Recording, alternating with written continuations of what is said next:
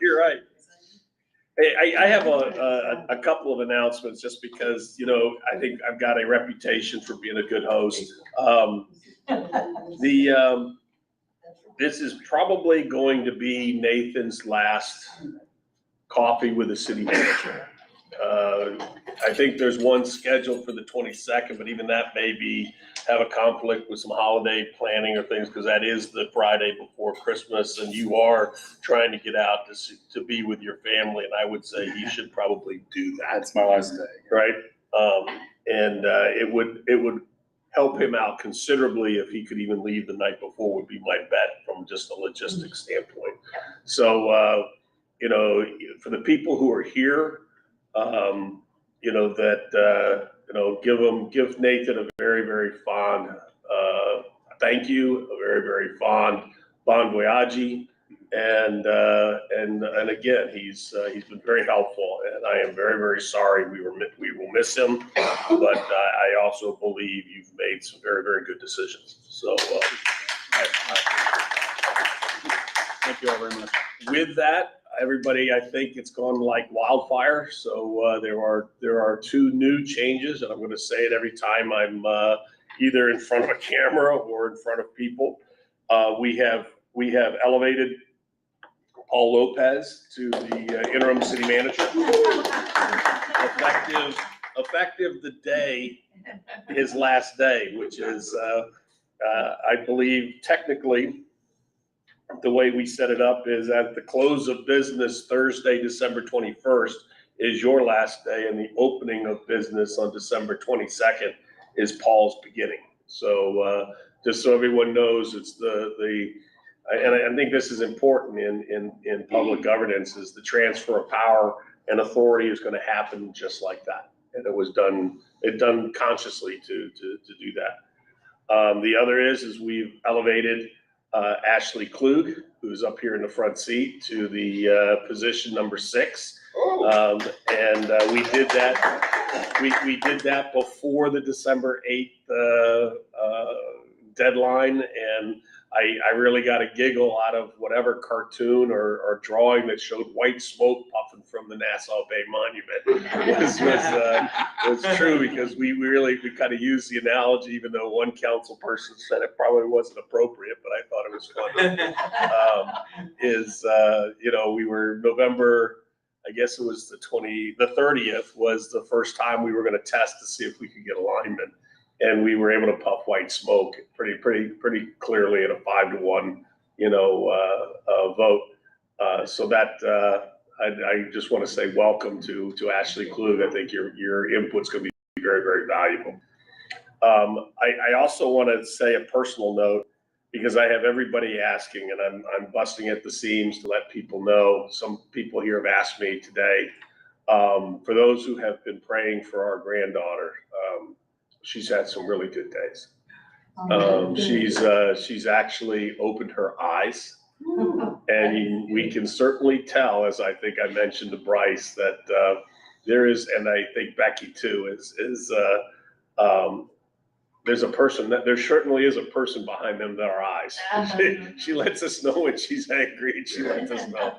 But we're hoping, and I've jinxed it every time, and gosh, Corinne, I'm sorry if I jinxed it again, but Caroline has got a number of good days behind her. She's she's 3 pounds 4 ounces, so she's growing, and the prayers have been very, very humbling for Kathy and I. So thank everybody who have kept our little Caroline in their prayers. So thank you. And then with that, I just kind of move forward is that you probably have a number of things on here. I'll turn it over to you, other than to say tomorrow is going to be a very action-packed day. I know I have to be in a lot of different places, and the weather doesn't look good. Yeah, we're keeping an eye on the weather, but the fun runs in the morning, and then holiday in the park. We'll start at noon this year. It'll go from noon to 2. So that's going to be great. And then the weather, I think, is looking a little worse for the boat parade. So we're keeping an eye on that, but planning to be out there tomorrow night as normal. If for some reason there were a cancellation, I believe the chamber would be making plans to have the boat parade be Sunday evening instead. we'll just have to see. There will be some discussions on that today, but hope you can come out today. Please get families out to the park tomorrow at noon. It's going to be fun. It's going to be great. The Special Events Committee has been working really hard on that, and looking forward to a good day and keeping our fingers crossed for good weather. I just wanted to also congratulate Paul. I couldn't be more excited for that decision, and for Paul. And he's a good guy. We have a lot of great directors in the city, and Paul's awesome. I'm heading to Michigan, and it's yours. No, that's not what I meant. I meant I'm happy for Paul. I mean, I'm happy for Paul because I think that I think he's earned this opportunity, and he's done a lot of great things. And I've enjoyed working with him a lot the next 2 weeks, transitioning things over.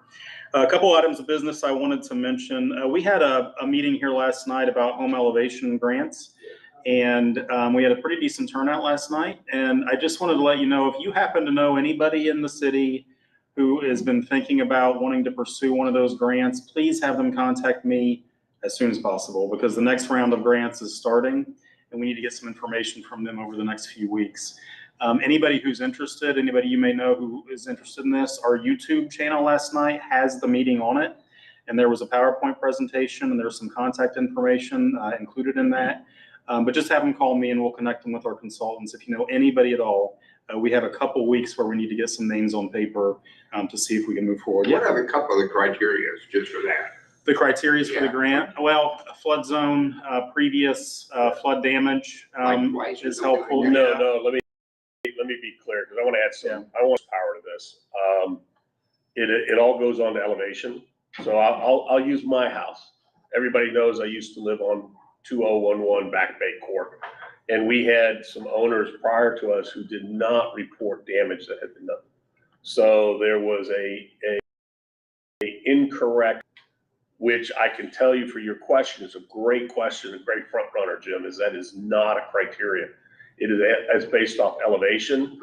We had an old elevation certificate which showed how much subsidence had really had an effect since like 1990 or whatever. And that elevation is area to be used.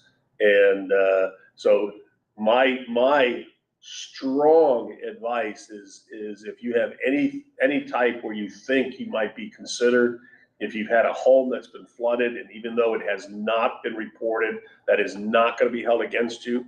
And by reporting, and if you have a old elevation certificate, so you've got that window where your insurance isn't bad yet, it doesn't affect that. This is a program which was we last participated was in 2019. So now this is for 2025 year. Basically pause in doing this. So now it's up, and this is something that I guess I had a little bit of mistake in that we got our last year we started. We had 19 going up this year, but this is really how we push to get houses fixed in the flood area. So from that standpoint, anybody who has any inkling, if your spider sense is going, it says, hey, I think my house has been vulnerable and has not been handled properly, because people have been holding close to their chest these expenses. Don't care if you're 8-foot elevation, you can get 75, 90, or 100% of your elevation costs taken care of, which is a huge value enhancement to your house. Great program. Hey Phil, is 19 still the number? Or can that, or would it go on the next grant? I think it's the next grant. So the 19, my understanding, is closed, and they're going to be moving forward with their probably lifting end of 2024, maybe early 25. PAJ, time frame. That doesn't mean that's right, but that's what I would guess. They usually say it'll be earlier. It never is. But yeah, this is totally new. So we bundle houses so that somebody who has a very, very significant reason to be lifted can be bundled with somebody who has reasons to lift, helping overall the case for people who maybe right at the cusp of whether this will be accepted or not. So please, you hear me over again, please submit. It's in your best interest, and it'll tremendously raise the value of your house, almost $50 to $100 a square foot. Is there a minimum below base flood you need to be? I don't know the answer to that. All I know is once you get around 8 feet, that it's a slam dunk. It's a slam dunk. How was attendance for your meeting last night, Nathan? We had about 9 or 10 people here. We had 6 properties that were put on a list of folks saying we want to proceed. And so those have been sent to our grant consultants, and then anything else that comes in the next few weeks will be added to that. But we were also live streaming it, not sure how many people were watching live, but that was what we had in the room. And if you're not sure if a property qualifies, just send it to us and we can have our consultants do an evaluation of that, and they'll do that for us. And I would strongly encourage you to watch the meeting if this is an area of interest, because it was really informative. Councilwoman Tomasi was there, and a lot of good information shared last night that's all captured on video. Yep. And there's a little activity to this, because I believe if you wait past, and this is probably when late becomes too late, January 9th. So we've got a window here of about 3 weeks, 4 weeks, in order for anybody who wants to get signed up to get signed up. Applications will go to the state, then they go to FEMA, and they expressed last night to us that nothing has to be complete. We just have to have something in process, and we have additional time to work on it. But we really need to know by the 9th, and preferably sooner, of anybody who wants to be in this next round. So if you know anyone who's in that boat, let me know, and forward you to the right place. Anything else on that, Matt? No, I think that's pretty, again, January 9th, get your input in or forever hold your peace, because these may not happen again. That's based off the federal grant money, of which we got approval last year and this year. And we had a period of 4 years where there was an abeyance. And so please get it in. It's really helpful. And they did mention that you can apply and then make a decision at a later date that it doesn't work for you. And the second thing is that it's transferable. So if you're thinking about selling your house and you get your application in, the new owner can receive that application and be part of the program. And just in case people didn't hear, that's a really great point, Paula, is two things I'm going to reiterate in just case people didn't hear is you can choose all the way up to when they're getting ready to lift as to whether or not you want to participate or not. And I believe you have time after they start going in your slot. I don't know exactly, but you can defer a little bit. So you'd have 2 years probably to decide whether or not you want to do it, depending on the match. But the other is, once you get it and you're part of it, even though your house hasn't gone up, it's seamlessly transferable to an owner if you decide to sell. And that is very valuable. I've known several people who have sold without lifting because they got transferred or whatever, and it was meaningful value to add it to their house. Meaningful, folks. So, okay. Also wanted to address, you may have received notifications recently about the cyber attack that the city experienced back in May. Some people got notifications, some people didn't. Anyone who had any piece of information, a name, a number of any kind, would have received something in the mail from the city recently. And I want to talk about that for just a minute. That notification is required by law. So these are notices sent out. The notifications they're personalized. So, if somebody got one of these, it's important that they read it because each letter is different depending on the person and what information may or may not have been compromised. We've had a couple calls saying, why did it take so long? The cyber attack happened in May. Why are we just being notified in December? I wish I had a better answer, but that's just how long it takes to find out all the ramifications of what happened back in May. The city immediately started working with our insurer, with legal counsel, and we're at the point now to be able to notify people that they may or may not have had some of their information shared. We haven't seen any evidence of anybody's information being used in any fraudulent activity. but the notification covers the important things. So please take a look at that if you received it. If you know people who received it, there's a call center that's been set up specifically to handle phone calls and questions.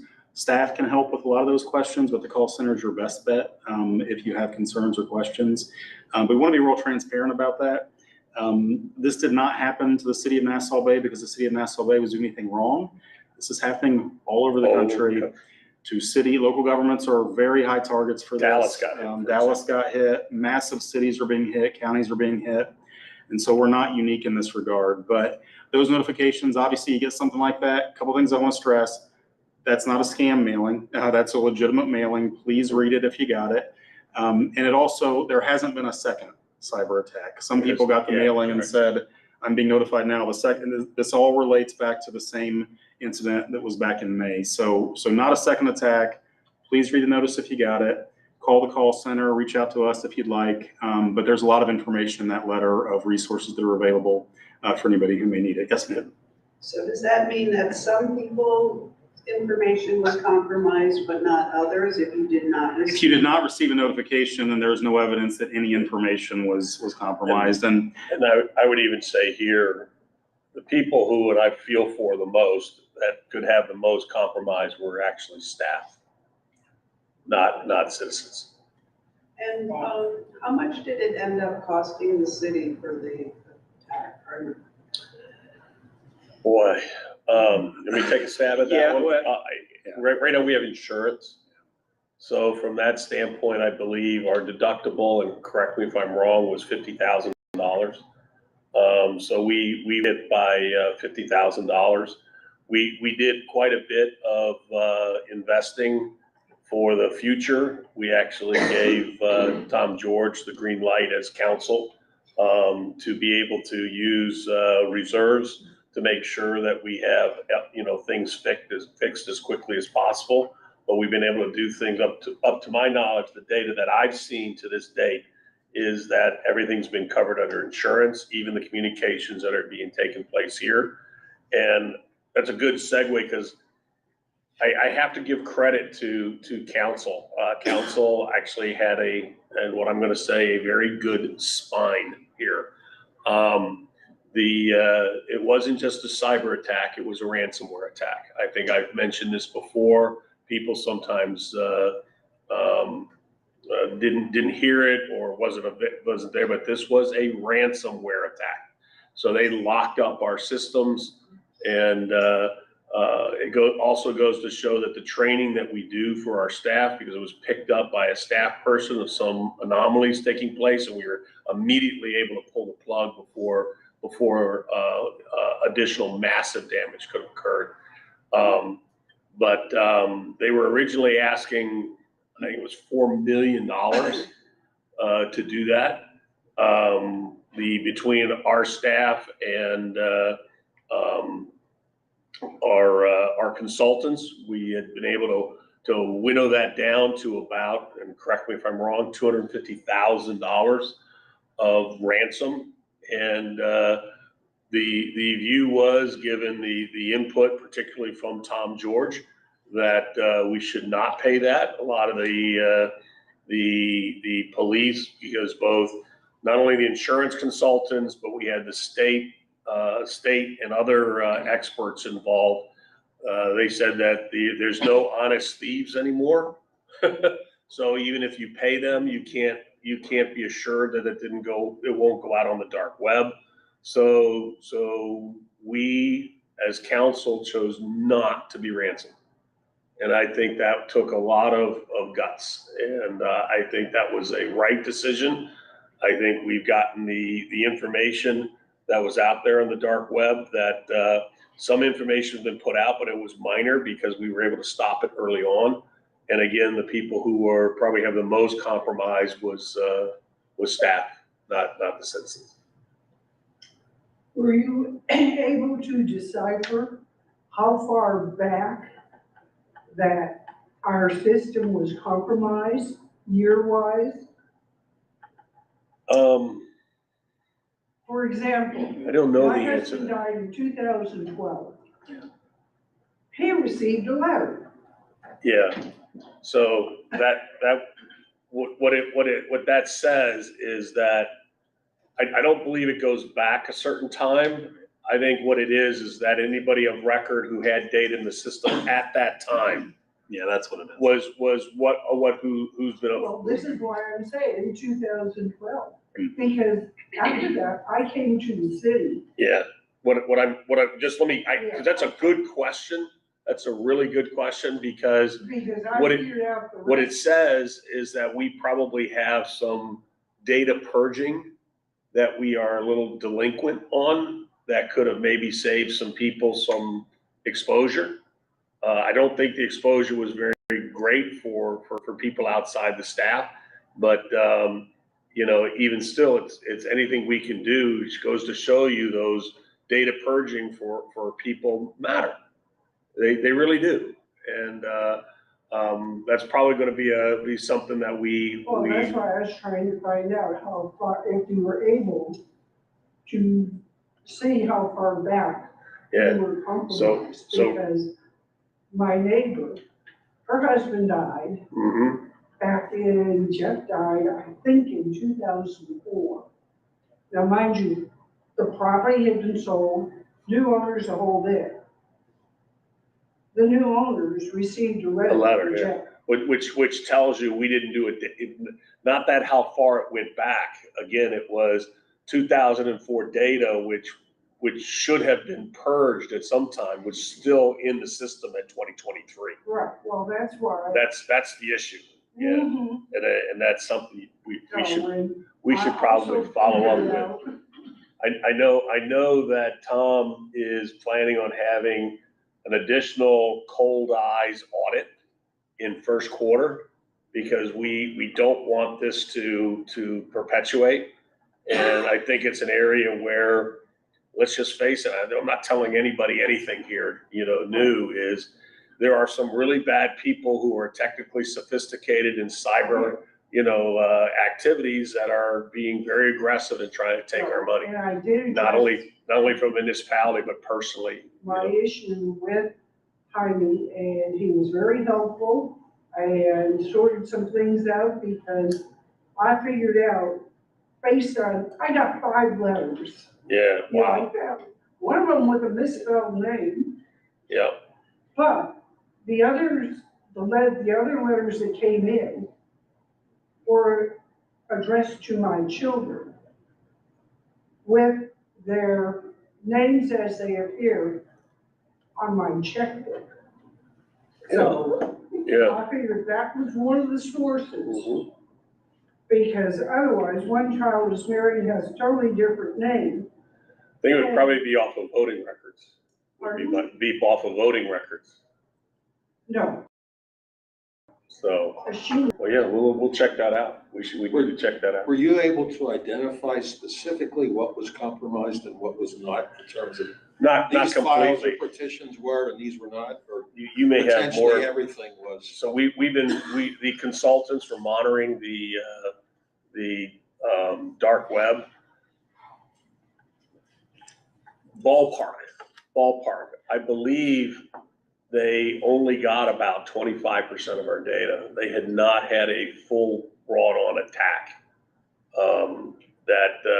Because of an employee, and something and chose to report it to Tom so that we could pull the plug to our server, really saved quite a bit of their ability to penetrate. We were able to stop and block it. And don't give me exactly for that number, Glenn, but an order of magnitude is that less information, less than a majority of the information that they could have had access to, they did.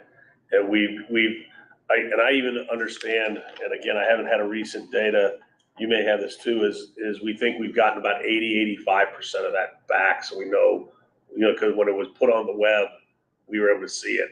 And again, they didn't have any access to our financial systems. It was, that's done on third party and up on the cloud. So nobody got a hold of our checkbook from the city, and nobody got into our wastewater treatment plant, which I was worried about. And they didn't get into any of our water systems. But, you know, we do have a retirement system, and we do have, you know, insurance and things like that. So there was information from a staff standpoint that was much broader than anything that could be from the citizens. And I don't want to, we're not going to outline online what our mitigation plans are, but I will tell you we're taking steps to be as protected as we can. Things are going to change. There's always going to be new threats, but we're doing everything we can to make sure that we're protected from this happening in the future. So Nathan, so question, so if our database is what, our 1,200 homes in Nassau, they got 25%, so 300 homes were affected? Something along, I mean, I'd be very cautious here, Pete, because the 25% could be 100% of a certain area and 0 in another. Yeah. And to say that it's linear across everywhere is not correct. It's all based on how the data is organized. Correct. It's all based off how the data was organized. And I couldn't imagine anywhere in any city or municipality nationwide that any city or municipality would pay ransomware. Well, there used to be, and this is what's changed, is that there used to be, quote, honest thieves. You know, you pay them, they give you the key, and they don't publish. But these are coming from very nefarious regions in the world, and you know, for us to say, hey, some North Koreans or you know, Russians, like, well, wherever who's able to do this is not going to receive revenue for putting it on the dark web even after we pay, is just, you know, ridiculous. And I think you're right. This has been a transition period where people have said, you know, they're criminals, they're very nefarious criminals. There's no honest thieves anymore, so people are stopping payment. But it also means, you know, I have to give staff credit here. It means that they had to rebuild and were locked up in regards to the access to very, very needed data for everyday, you know, management of the city. And the systems were locked out for a while, so they went above and beyond, and people should know that. So if you got the letter, read it as you've done.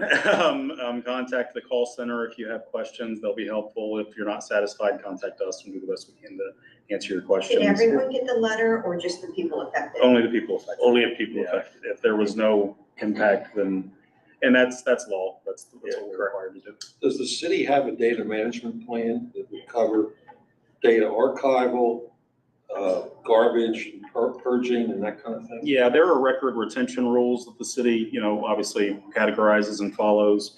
And a lot of that is also monitored by insurance that we have. Yes. But I'll be honest, Glenn, like we said, we got data from 2004. You know, it's a question of not just having it, but where is it? And how well you execute on it. Is it archived off in Colorado Correct. someplace, or is it here on our server, or in the national? All that has been changed. I mean, it had been here on our server, and Tom has done a leapfrog where we're I believe already at the cloud to be able to get things, because those data centers have way more security than we can at a quarter of an FTE person for IT. Yeah. Keep going. Council meeting Monday night. Obviously, we have a new council member to welcome. There's going to be a reception. So what do you Juice say? and cookies. Juice and cookies. Yeah, we'll have that Monday. So there will be a brief recess early in the meeting for that to happen. That agenda is going to be posted this morning. So if you're interested, it's going to start at 6 o'clock to accommodate the reception. So don't show up at 7, show up at 6 if you're interested in the meeting. And that agenda will be posted downstairs in a little bit, and also online if you're interested in seeing. It's a big agenda. The mayor said the other day we'd like to keep December light, and we did not keep December light. So large agenda coming. Interested, please check that out. And that's all I had this morning, Mayor. Well, no, I would want to give a real shout out to the Parks and Recreation Committee. They had a wreath making ceremony, as well as they they took the kids, went caroling throughout the city. And, Michelle Weller, Katie Frazier, I'm knowing Nancy Lynn and others all were there. They did a great job. I know some of the people here were even doing some of that. But what was really, really neat was seeing about, I'm just going to guess, 10, 12 kids. They went around to a variety of different neighbors. It had been organized to kind of hit a couple of regions, but the kids were so enthusiastic that they went caroling way beyond the list. And I personally received notes of gratitude from many of the people just saying, wow, hadn't seen that in a long time and we're really glad. So I think it went a long way to really kick off the holiday season here. And then we've got tomorrow, which is our true. Did you want to go over to? No, I ran through it briefly earlier, but. Yeah, so just there's, tomorrow is our big day. We've got the reindeer run, and I want to hear, I gotta do the gun, so I'm supposed to be, make sure I'm there by the signups at 6:30. So I thought it would be in here, hang on. But we've got the reindeer run, it's on the website. So that's, I'm really glad to see that. For those who don't know, this goes all the way back to the St. John's Hospital with the three nuns, the three sisters who were residents of Nassau Bay that had put together this run. And now I understand Canby has picked this up. I think they started last year, and this year I think it's really been a return from a post-COVID impact to where we're going to have things pre-COVID level of participation. City helped out here in regards to making sure some of the overhead was covered. So it's a tradition that goes back, don't get me exactly 20 years, that I'm really pleased to see back. Then we have Holiday in the Park. I hear that this weather is going to change to snow tomorrow at around noon. 100% Around noon, I think that the rain is supposed to change to snow. And I hear that the guy in red may make an appearance, and I hear the fire department is going to help facilitate that and track him down to make sure he shows up. So it's always a fun event. So come on out. And yes, there will be an ugly sweater, contest. So get your ugly sweater out and get that done. And then we go right into the Christmas boat parade. Nathan and I chose to up the amount for the winners. So we're actually expecting a really good turnout as long as the Coast Guard doesn't shut it down. So from 6:30 till about 9 o'clock in the evening tomorrow, the place is going to be rocking. So that thing's only been shut down one time in all of its years. I know that's why. I mean, I mentioned just kind of humorously to Nathan, I said, of all of the people who can handle foul weather, the Mariners are usually the best. So, but the Coast Guard is going to make this, not the Mariners. And but my bet is of these three groups, the reindeer run and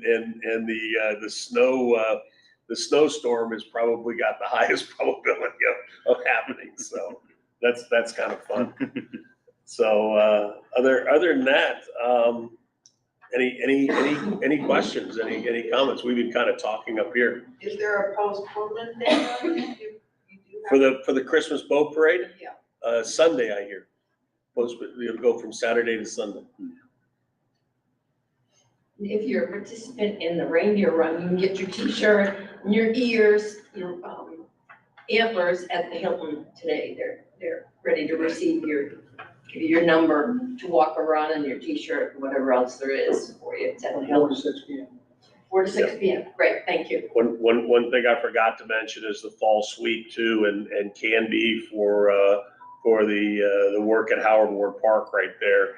I just love how much beautification keeps being done at the city. It really, really shows, really does. Absolutely, that's what I was gonna mention in front of the post office. It looks Really, great. no question. The post office, Great. what I really liked is that the Parks and Recreation Committee and the Garden Club a year ago when we, folks, we've pulled out 5,000 dead plants and replanted about 4,200. We still got some replanting that we have to do up on Nass Road 1. But the plants that were put in were much hardier. They made it through the drought and everything like that. City's done a good job trying to make sure we keep water on them. But if you look at it, those end caps and all the landscaping that was done really has held. And it's just colorful. I'm really pleased with how that's turned out. Hey, Phil, the new lampposts that you're putting in, how many are going in and they're electric, right? Not solar? They are solar, not electric. So. When are we gonna maintain our other solar lampposts? So this is what I would tell you is, the solar lamp, those big lamp posts were done before I think solar was actually a reliable, energy source. And before LED lights, if I remember. So we've, I think, tried to change those out at the ones. Don't get me for sure, but if you look at the panels that are on those big black lights, they're huge solar panels, and they get fouled by mosquitoes and bugs and things along that line. These are ones that have very small. I think there's 4 of them up on the top, and their voltage output is actually quite good. And if you look at a number of people who are even just for homes and their light fixtures outside have now moved to solar. And that means we didn't have to put in the electrical tie-ins and things like that. The cost of these, and correct me if I'm wrong, Paul, you and I were $50 per It was under 400. 350, less than $400 per light pole. And you came up with a very, unique auger type placement that we'll see how that works rather than having to pour concrete. But I think they look great. And we've got 16 of them out there. And my hope would be is that we did that just to see how they look, see how they hold up. But if you remember, I had mentioned in my town hall that we're really trying to focus on the beautification of the north-south entrances into Nassau Bay, be it Arafat's property or be it putting up lights, making sure that all the landscaping and all the painting and things like that's done, because we really want to enhance the perception that once you come into Nassau Bay, you're in Nassau Bay. So that's what we're trying to do. And these lights are part of that. And so far, and correct, I'll throw it out to the audience here. So far, everybody has commented to me that they think they look great. They want more of them, not that they want less of them. They look great, but what's the lumen, what's the brightness, and how's that compared to electric? Because they look great, Yeah. but are they bright? So these are not meant to be street lights and replace what we have. They're meant to be, from a standpoint of beautification and aesthetics. Correct me if I'm wrong. The lumens are not that. Yeah, great. lumens are not much, and the current street lights, sometimes they'll shine on them, which won't activate them sometimes. During weather like this, I think we're seeing. We're working on that. Yeah. About 3 in the morning, from about, time sun goes down about 3 in the morning, they're on. Like Mayor says, it's more aesthetics, than anything else. Well, from a maintenance standpoint, the batteries will be good for like 3 years typically, and I know Yes. that lithium-ion batteries, they don't like hot weather, Yeah, and the energy goes way down as a phone. Yeah. And people are finding this out now with the EV cars. But I'll say this is if you look at the maintenance of the white electrical ones in the thousands of dollars, this will be in the tens of dollars for As long as it's replaceable, as long as Public Works knows that they're gonna have to replace the batteries. We will. It'll have to be replaced at some point. And to answer your question, Carol, on the black lights, I'm working with the electricians that are doing the lights on the palm trees. you know, solar and lighting has changed so much in 10 years. Those lights are 10 years old. They So are. we're actually gonna give them one, they're gonna retrofit and see the best way. Those lights are really hard to program. You actually gotta get within 2 or 3 feet of every single one with an iPad. We're gonna look at the new technology, control by phone, you know, different, I don't know about different color, but, you know, we can change these. I'm almost saying we should, let's give up the ghost on these and just go, and if there's anything, a high lumens one for that park, so that it was down there, and just leapfrog it all. I mean, I don't know, we're Yeah. looking at it, don't hear, but Yeah. I don't know of anybody who's come and said, man, those black lights look so great, they work so well, we just need to put them everywhere in the city. I've not heard that. So we'll have some good options, either, you know, retrofit them or Yeah. change them out. Yeah. Completely. I mean, the lights look fine when they work, it's just that 2/3 of them don't work. Yeah. That's the only Or- problem with them. Yeah, and that's a big problem with them, because whether the programming, which is one problem, which you mentioned, sometimes they work where they just go off kilter. I'm just saying, it's just not been a priority money-wise for us to do it, but they'll shine at 12 noon and be dark at 12 midnight. They'll be, or the panels are so bad and so foul that they don't work at all. Well, And they are I just think really what an it expensive. was just maintenance. I mean, Yeah. if they had been maintained over the years, and I know they flooded once or twice, which also didn't probably help them when you get further into the park. I'm sure that gummed up some. Yeah, I mean, that's one of my big thing is because of our financial situation earlier, we didn't really have the funds to maintain stuff. We've been, you know, up until the past, you know, 2 years, 3 years, we did it through the ingenuity and bubble gum and baling wire through Public Works that did a great job doing it. But at the end of the day, we were deferring maintenance, and we've tried to stop that. We're trying to fix stuff, so. Right now, it sounds like location's the most important thing with these new ones, where you're gonna put it. Where are we gonna put them? Because Paul said, our normal streetlights, they shine. So on them, do me a then favor. They don't do any good. Do me a favor. There's 16 of them. We put one at every entryway, north and south, I believe, except for one right by the Valero, right? The small Valero, which is now Right, every a entrance. whatever stop cycle or whatever it's Yeah, called. every Right? major entrance has, and then like At Nassau least- Bay has like 4 or 5, Yeah. Upper Bay. Nassau Bay Lookout, Drive, Point Lookout, Upper Bay have the most. Swan Lagoon. And then, but Swan Lakeside, Lagoon and Bal Harbor, Bal Harbor. all that. You know, Every just entrance should just- have.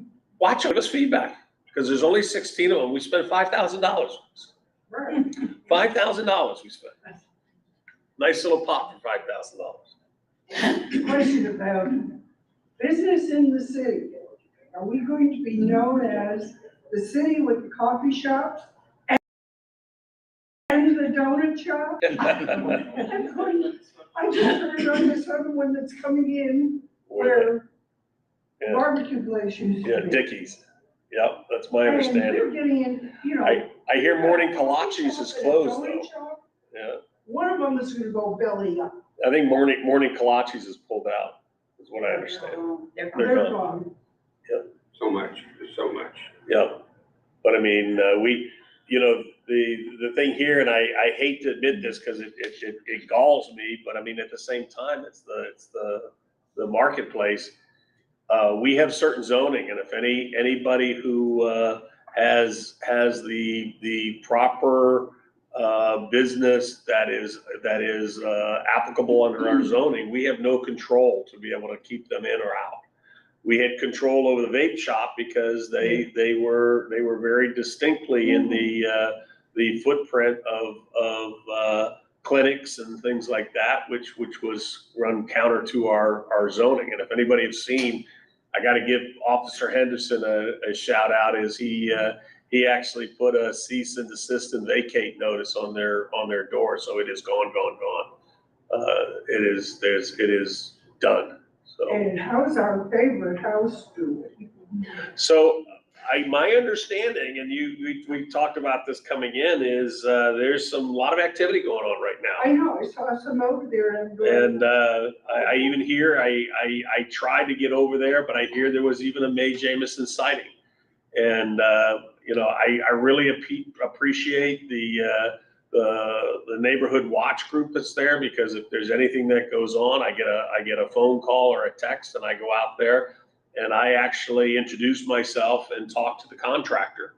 And the contractor, you know, kind of was pretty surprised I was there, but he told me they are under full contract to completely power wash that whole interior from head to toe, that they are then going to sanitize it head to toe, and that they are contracted to put in all the wallboard throughout the whole house 100%, that's their contract. So they think it's going to be done, that part's going to be done in about 4 to 5 weeks, which I've told Barbara this because she's one of the neighborhood watch, is that still doesn't put them ahead of schedule. They're behind, but I'll say this, as long as there is active, good work being done, I thank May for getting it done, and I just would hope she would get it done bigger, faster, better, more. So, and that's where we stand. That's at least what I know. I love the fact how the parks are being used. I know a while back we were talking about replacing, doing something with the restrooms. Yeah, that hasn't gone in. Park. Yeah, so right now, there's people looking into that, and even Paul was looking where, you know, the view was to renovate. My challenge to the group was, are you sure you want to renovate? I'd actually think we need to replace and expand, because Bulldozer. pardon me? Bulldozer. I'm believing I think the size of that has seen its day. It's past its useful day. I think there's a lot of problems with sanitary, chronic, not, you know, something that should be done by the people, and a lot of hours by the public works for parks is done just cleaning bathrooms. And I just think that's another one of those activities I would really rather the guys not have to do. So that's to be seen. Any update on the expected demolition day for the monument? Yeah, so Paul would probably have things there. So I've reached out to the contractor. We went over a few things. They had to look at the electrical. I gave him the entire file of the construction. He don't think the price is gonna change, but he's getting with his electrical contractors, and then he's gonna reach back out to me. But he said that maybe, he was also talking with TxDOT about shutting down the lanes. So he's working on that. So he said maybe the whole process is about 3 to 4 days when he starts mobilizing. So hopefully we'll hear something pretty soon. Yeah, I was gonna say is give this group a little bit of grace, because the owner of the business was the gentleman whose son was killed at Lutheran South. And their whole group has been, yeah, it's the Lee family, and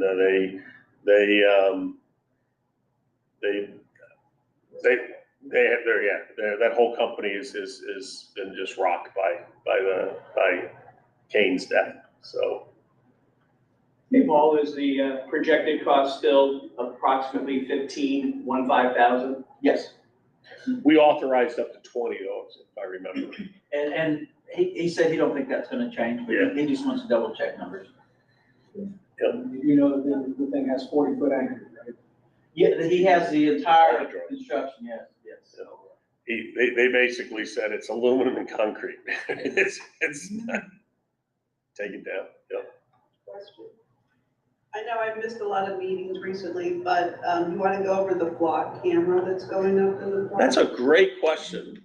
Actually, Going up in the park right now. yeah, it is. There's in fact, Joe, there's a item on the agenda Monday for that, because that's being done, and we have challenged the chief and the police to make sure that we we do not have a pathway where a vehicle could come into the city without being picked up. And I think there's 15 locations that are primarily all along the front of Nassau Road 1 with coming down the entrances off there. Plus, I believe there's one right down at the southern side or right at the entrance of Howard Ward Park, right down through there. Actually, it's not at the entrance, it's right there at the entrance to the wastewater treatment plant, that circle right there, if I remember. So that would give us more access or more coverage down at the waste treatment plant.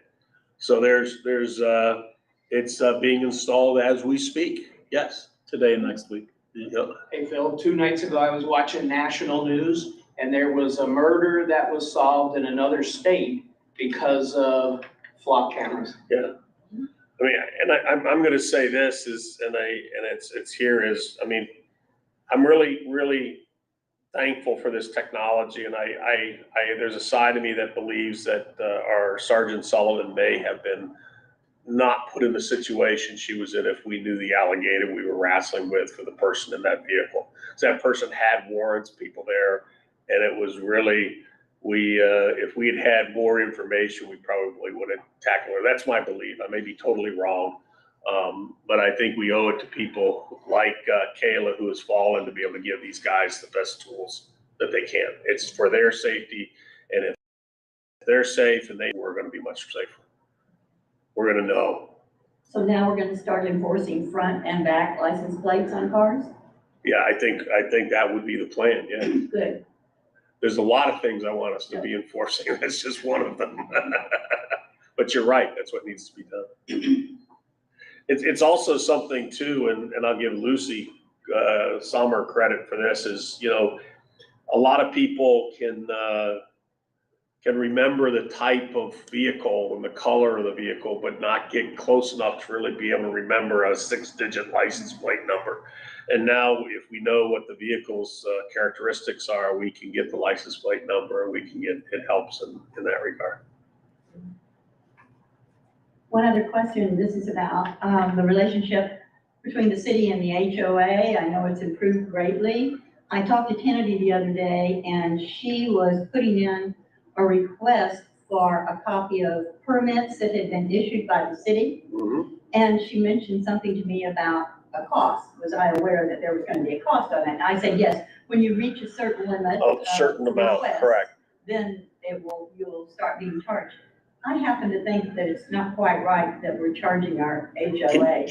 I think you have the ability to waive that if you want. I mean, if it's between 2 different municipal organizations, we should have a cooperation agreement. Yeah, I know you're cooperating greatly with them. I think that would be good. She got concerned about how many times she could make this request. Let's follow up on that, because we've got 2 different groups, and having transfer pricing, as I look at it in the corporate world, between the 2 probably doesn't make much sense. Thank you.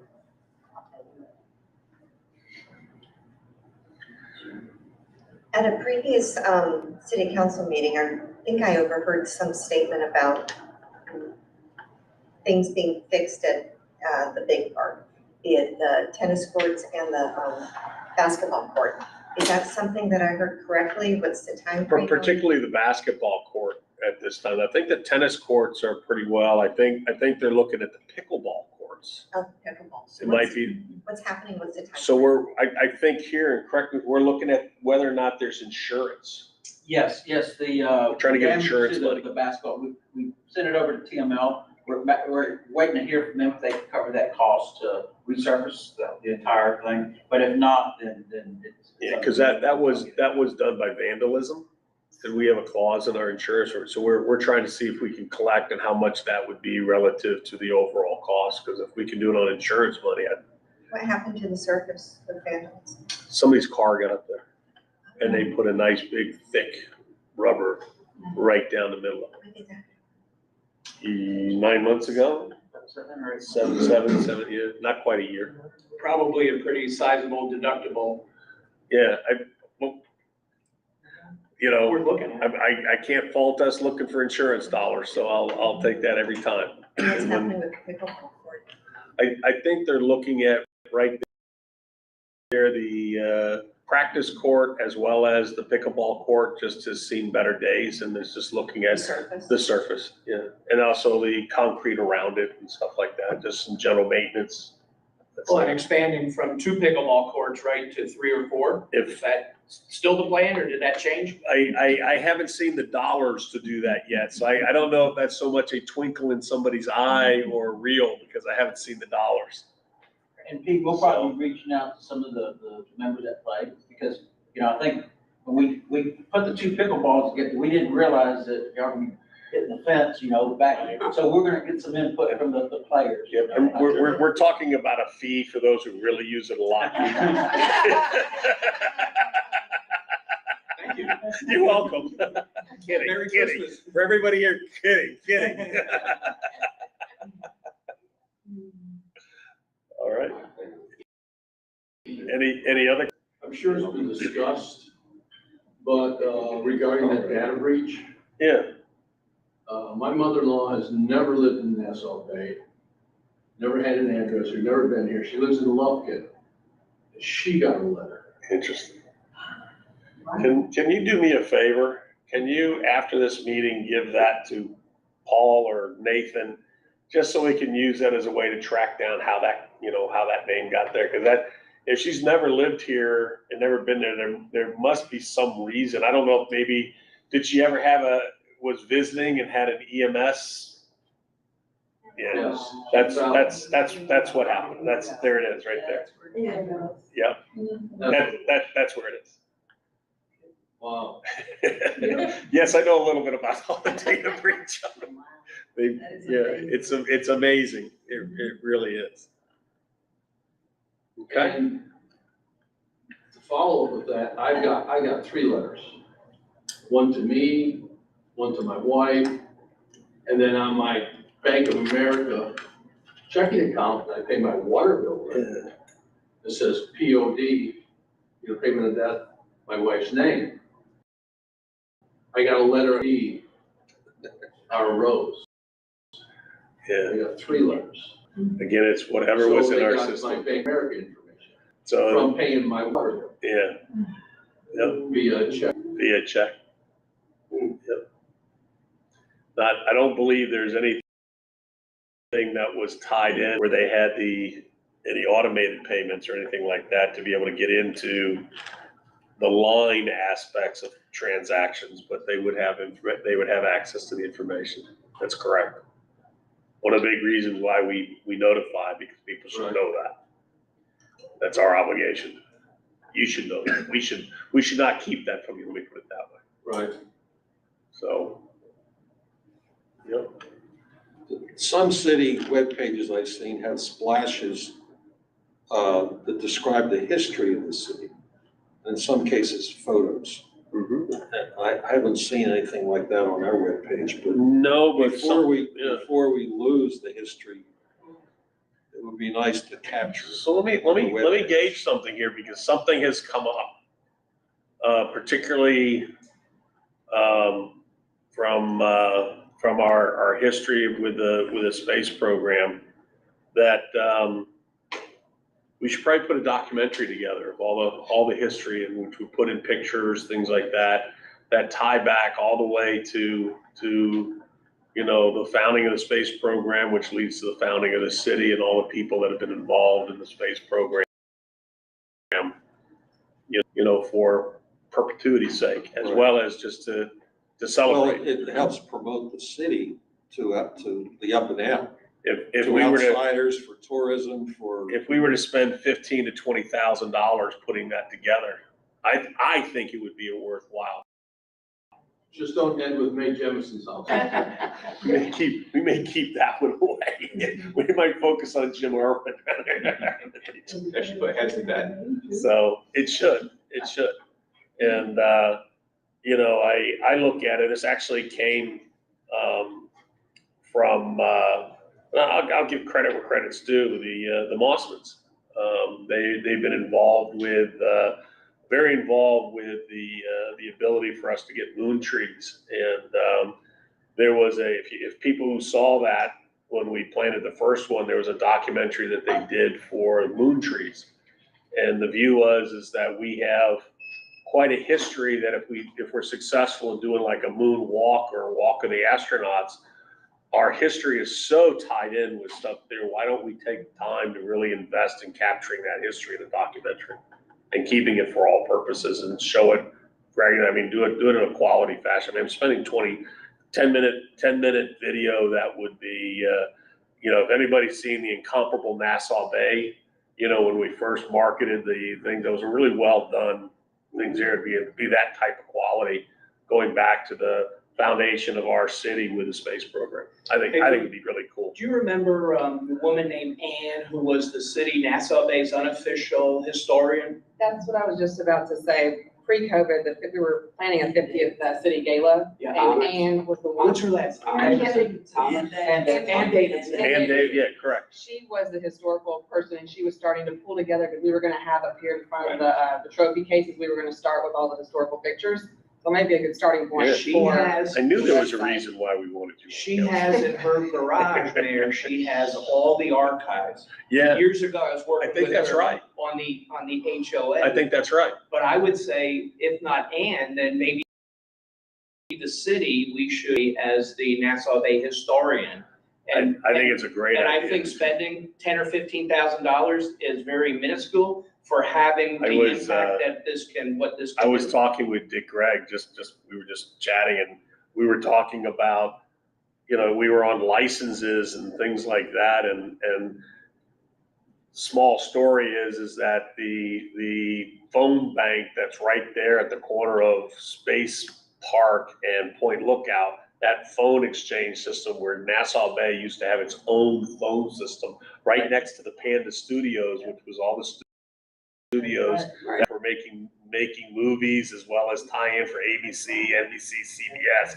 All right there was all just part of Nassau, and that there's a footnote, and only our city attorney would know. There's a footnote in the Texas Supreme Court going over the whole, Utilities Commission about having its own phone system and referencing that, and that's unique in the whole state because of our tie-in with the space program. So In her archives, Ann Davidson called me a couple of years ago. She has a copy of every newsletter, city newsletter, all the way back. wow, so that's wow. She also has the advertisements, right, for Yeah. Nassau Bay. And we used to put those on our website for the HOA. So I'm hearing this is a good idea. Yeah. I think this is a good idea. Yeah, And the Butler Longhorns roamed this territory yeah. before we became Nassau Bay. So the tie-in to the Johnson Space Center and the cooperation with the Longhorn Project. Could all be, yeah, absolutely. All at the Space Center is pretty Because amazing. my understanding is the desire is to get 2 more moon trees. And there are 2 eligible individuals that are very much octogenarians or nonagenarians. So that if we're gonna honor them while they're still alive, we need to get on with it, so. Hey, Phil, before we break, there's, I was talking to Paul Lopez a little before the meeting started. The city of Houston is having major water billing for the city of Houston. And I think that's really important that we watch what they're doing, the mistakes they're making. And I think it would be worthwhile. Paul would typically be the guy, but now he's being elevated to city manager. So I think we might be a good idea to have somebody at city council member perhaps to be dedicated to tracking the water, what's happening with water billing. And I just thought maybe. I think that's Ashley more might of a like that staff assignment. issue, but I mean, not only that, if you notice in the debate going on in the city, street repair and, flooding and water leaks are an issue. Are an issue. But I'm serious So, about yeah, having no. somebody dedicated to tracking that, not just perfunctory, but somebody really paying attention and reporting on that. Yep. What else? That job. I'm retired. Then you have time for it. Oh, no. That means you have more time, Pete. Well, that, So on the history, is there an action or what might? So, happen? right, What might so be the next we're steps? looking at, and again, this is concrete yet, Glenn, but you know, the view is that we would have another ceremony planting the two moon trees and honoring the astronauts and the space program people that were involved. And rather than having more of an informative, have more of a social event where we have this time, we play it for people and things along that When line. you say documentary, you mean video? A video, yeah, correct. I'd like to see it on the web. I'd like to see, All of the I'd above. like to see text, a splash as a promotion to the city marketing. I would This is the love- history of the city going back to what Paula was saying. I mean, I would love, and we probably have the funds to be able to do it in the hotel motel tax area, is if we, through this structure of having a documentary where we really find out everybody who's been in there in the history, I would love to put a Bluetooth type tour for people going through the homes of our cities and making it so that if you went by Buzz Aldrin's house, or if you went by this person's house, Jim Irwin's house, and you'd be able to tell the history of what that person participated, and do that through the ability to have more golf cart access throughout different areas, so that we could facilitate that from our hotels. I think that would be I think great. that would be great. I think that would be great. Okay, I think this is fine and dandy, you know, advertising. Yes, our city was formed with the background of the people who supported the beginning of the Johnson Space Center. But we also have a hospital here that was a, you know, just lost the word. It was a public, Nonprofit, is that what? it was a nonprofit. Yeah, Before the Three Sisters, bought it. St. John's. Yeah. Yeah, the sisters bought that hospital. Yeah, correct. $1. Yep, that's what I understand. But you had all of those support people here who were supporting the community. So my scope would be this, is when you look at it, there was a huge amount of planning that was put in place for the city of Nassau Bay in order to be a standalone community, to be able to have a city to And support. those are the space people, you know, program. After, So they made sure we had a waste treatment plant, they made sure we had a hospital, they made sure we had commercial, they made sure we had homes, they made sure we had all the infrastructure of a city here called Nassau Bay. and those are the Yeah. people, you know. It's pretty cool. That nucleus. It's actually really cool. That put this together. I only knew a lot about it because of what I did for Yeah. the city. But there's nothing around here to talk about these people and the hours and the months that they put in and got us incorporated, et cetera. And that's even when we got incorporated, right? There was Yeah. even the time period before And that, which, continued that. correct. I even know, because this was funny, because I was talking, again, I was chatting with Dick Gregg. You know, the fight we had with Webster where, Oh, yeah. where 3 hours a week. we annexed up to the east side of El Camino or Egret Bay, I should say. Yeah. And that whole strip center on the other side of things went back and forth between us and Webster. And I mean, there's history that goes back here that people don't know. And I think it's fantastic. So looking at the side of it for tourism, the history of Nassau Bay is very interesting to Nassau Bay and the people that are in it. And I think that information can be collected. But for the tourism side of it, I think it should be focused on the Nassau. Oh, I Because think it people would, that are yeah. visiting, they're not looking for the history of how a city was built. They're looking for the history of Nassau, for the visitors that are coming for the history that's here. Yeah. So, you know, if you're looking at the hotel and side of it, showing off the history of Nassau Bay, they're gonna be interested in a documentary on the history of Nassau here. Mostly, I think you're Yeah. right. And I how think that you're right. affected our city. Correct, I think that's So the right. other can happen, but it should be separate. Yeah, I mean, that's what I was saying, is I'd love to, and I think we're having the funds, because it all comes down to, you know, we're trying to redevelop and help the Hilton do some stuff there, but if that doesn't go through for whatever reasons, we got major money to be able to do something really neat. Really neat. We have a historian here already, Dick Gregg. I did a back in, late nineties, I did a grand opening at National Road One. We had a business down in Seabrook. And Dick was our keynote speaker, and he is full of information. No question. He I mean, knows this area. I think if you put Dick and Ann together in a room and just put a microphone, you do a great job, I you know? think You know, put a few refreshments in there. We may get a document, you know, Terry with no cost. What else? We're 10 minutes past. Anything else? Thank you for all you've done. Thank you. All right. Thank you all for coming. Keep it on after, not recording. Good job, Stella. So the mic's dead now,